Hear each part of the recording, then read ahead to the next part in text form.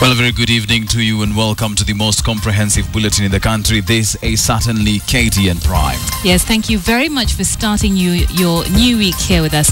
Our sign language interpreter is William Silla. Well, we waited for it and it finally came, the much-hyped Saba Saba Day. And court held its controversial public rally at Uhuru Park. Yes, reactions are mixed about the rally, also about its outcome as per the expectations. But now the big question is, what next? That's right. Well, our coverage of the Saba Saba rally begins right now. To join the conversation on Twitter, hashtag remains Saba Saba. And from our talk studio, we'll be joined a little later on by Yvonne Okwara, who will have a panel there to put this matter into perspective.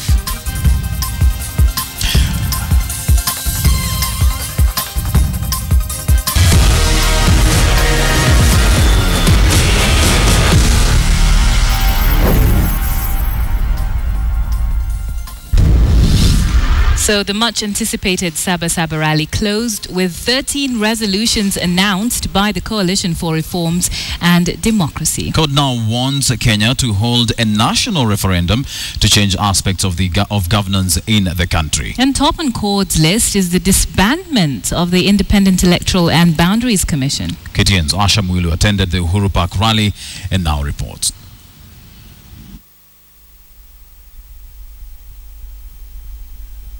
We launch today the Okoa Kenya, OK, a people's movement to defend our constitution, support one another in good and in bad times, protect the gains we have made in democratic governance, and rededicate ourselves to national unity and peaceful coexistence.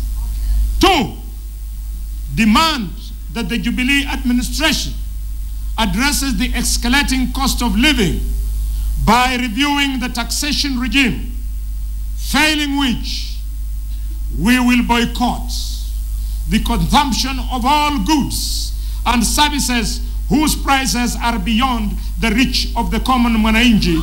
3, convene an all-inclusive National Referendum Committee, NRC, for the purpose of preparing the people of Kenya for a national referendum on the critical challenges facing our nation.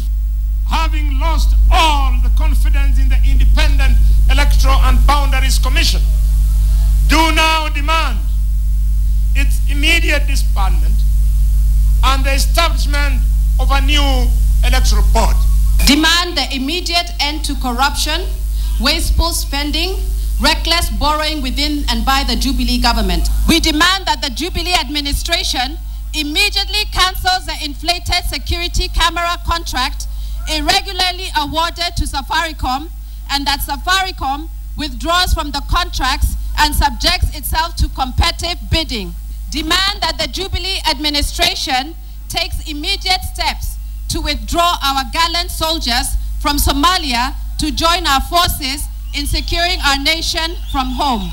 Demand that the Jubilee administration take visible, decisive action to deal with the runaway insecurity, including holding senior security officials accountable for hundreds of Kenyans who have been killed and maimed in the various attacks and conflicts across the country.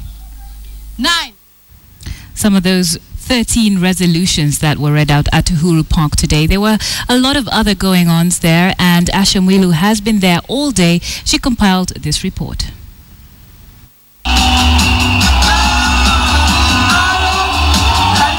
After hours of anticipation, a packed Uhuru Park paved way for the 3 principles of the Coalition for Reforms and Democracy, CORD.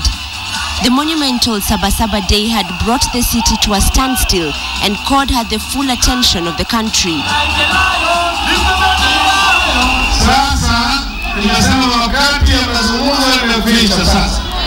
CORD has now pushed aside the call for national dialogue and has launched its Okoa Kenya campaign, driven by 13 resolutions. Convene an all-inclusive National Referendum Committee, NRC, for the purpose of preparing the people of Kenya for a national referendum on the critical challenges facing our nation. Although it has not specified what the referendum specifically seeks to change, the opposition says it will ensure all Kenyans are included in the process and that the people get to decide the issues they want addressed. The IEBC was also top on CORD's list of resolutions for Kenyans. CORD has accused IEBC officials of bungling the 2013 general election and have been campaigning for the appointment of fresh commissioners. Having lost all the confidence in the Independent Electoral and Boundaries Commission, do now demand its immediate disbandment and the establishment of a new electoral board. CORD leaders who have been campaigning against the government's policy on security says their demands must be met. Demand that the Jubilee administration take visible, decisive action to deal with the runaway insecurity, including holding senior security officials accountable for hundreds of Kenyans who have been killed and maimed in the various attacks. The opposition leaders want KDF soldiers withdrawn from Somalia, arguing that the incursion has left Kenya vulnerable to revenge attacks. CORD further wants the cancellation of the 17 billion shilling security tender awarded to Safaricom to install CCTV cameras around the country. They argue that the tender should be awarded after a competitive bidding process is followed. In their nationwide campaigns, CORD has been lobbying for public support to demand equality and cohesion through the implementation of the crucial TGRC report. Reject attempts by the executive through Parliament to bastardize the report of the Truth, Justice and Reconciliation Commission, TJRC report, and demand the immediate implementation of the original and unadulterated report. The Raila team has also accused the government of skewed public appointments favoring specific regions in Kenya. The opposition now wants the Public Service Commission to audit all public appointments made by the president. Demand that the Jubilee administration addresses the escalating cost of living by reviewing the taxation regime, failing which we will boycott the consumption of all goods and services whose prices are beyond the reach of the common mwananchi.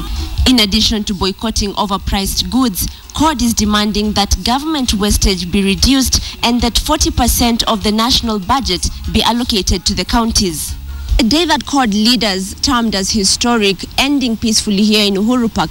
CORD supporters have gone home, with Kenyans waiting to see whether these 13 resolutions will indeed seek solutions for Kenyans or if this will be just another round of politics. Ashamwilu, KTN, Nairobi.